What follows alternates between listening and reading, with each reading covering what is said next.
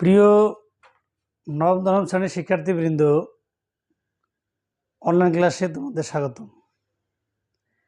আজকে আমরা সেট অধ্যায়ের অত্যন্ত গুরুত্বপূর্ণ একটি অঙ্ক নিয়ে আলোচনা করব। চলুন কথা না বাড়িয়ে আমরা অঙ্কে চলে যাই। প্রিয় শিক্ষার্থীবৃন্দ, অনুশীলনী 2.1-এর 6 নম্বর অঙ্কটি আমি বোর্ডে তুলেছি, যেখানে বলা আছে এ সেটের উপাদান এ বি, বি সেটের উপাদান এ বি সি এবং সি সেটের উপাদানের জায়গায় বলা আছে এ ইউনিয়ন বি। তার মানে এ এবং বি এর ইউনিয়ন করলে যে সংখ্যাটি পাওয়া যাবে, যে উপাদানগুলো পাওয়া যাবে, সেটি হচ্ছে সি এর উপাদান।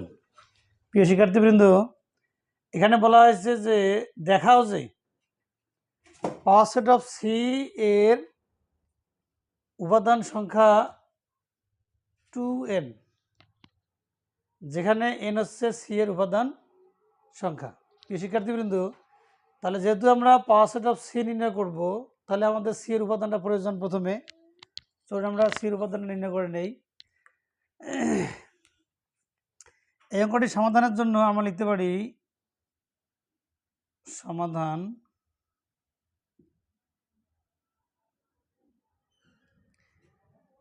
দেয়া আছে এ সমান এ এবং বি, বি সমান এ বি এবং সি, আর সি সমান হচ্ছে এ ইউনিয়ন বি। তার মানে আমরা এর জায়গায় এর মান বসাই এ বি, মাঝে ইউনিয়ন, বি এর সোজা বি এর মান বসাই এ বি এবং সি।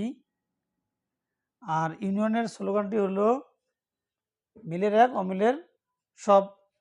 এখানে এ মিলে গেছে, আমরা একটা নেব, বি মিলে গেছে একটা, সি মিলেনি, সিকেও নিতে হবে। তাহলে প্রিয় শিক্ষার্থীবৃন্দ, এখানে সি এর উপাদান সংখ্যা হলো এ বি সি।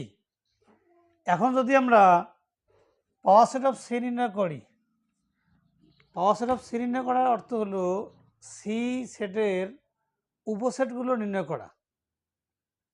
চলুন আমরা পাওয়ার সেট অফ সি নির্ণয় করি। অতএব পাওয়ার সেট অফ সি সমান, আচ্ছা উপর আমি কাজের সুবিধার জন্য মানটা লিখে নেই। সি সমান দেওয়া আছে হলো এ বি সি, যেটা আমরা এইমাত্র পেলাম।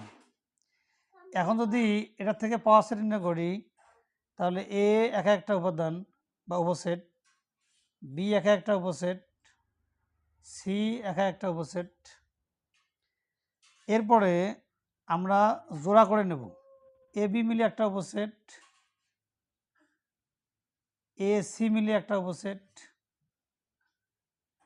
আবার বি সি মিলে হবে একটা উপসেট, এবং তিনটা মিলে, অর্থাৎ প্রত্যেক সেট নিজেই নিজের উপসেট, এবং সবগুলো উপসেটের পরিবর্তে হবে, সবগুলো উপসেটের জন্য হবে একটা, সবশেষে হবে একটা ফাঁকা সেট। প্রিয় শিক্ষার্থীবৃন্দ, এখানে আমরা উপসেট নির্ণয় করলাম।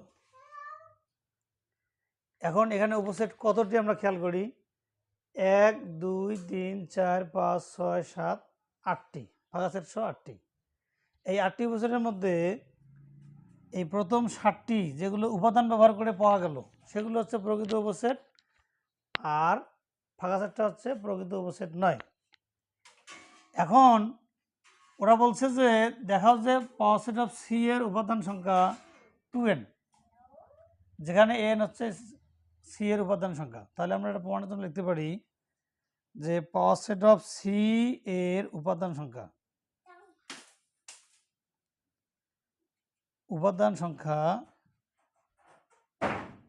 8। তার মানে সি সেটের পাওয়ার সেট নির্ণয় করে আমরা উপসেট পেয়েছি মোট 8টি।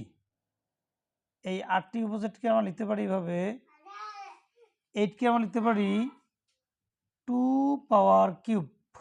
তার মানে 2 এর উপর কিউব করলে আমরা 8 পেয়ে যাই। আর 8 যেহেতু সি এর উপাদান সংখ্যা, এন যেহেতু সি এর উপাদান সংখ্যা, আর সিতে উপাদান আছে 3টি, তার মানে 3 হলো এন এর মান।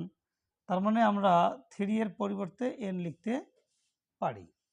তাহলে এটাই প্রমাণিত হলো যে পাওয়ার সেট অফ সি এর উপাদান সংখ্যা 2n দেখানো হলো। হ্যাঁ,